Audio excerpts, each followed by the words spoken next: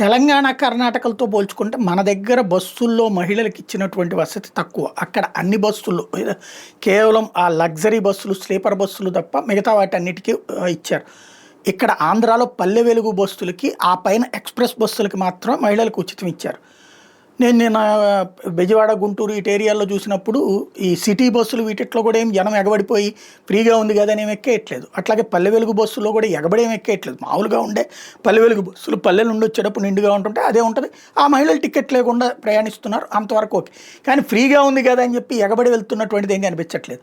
కానీ ఆటోలకి మార్కెట్ పడిపోయింది, ఆటోలకి డిమాండ్ పడిపోయింది అంటూ ఆటో వాళ్ళ యాజిటేషన్స్ మాత్రం రాష్ట్ర వ్యాప్తంగా ప్రారంభమైన కొన్ని ప్రాంతాల్లో జరుగుతున్నాయి.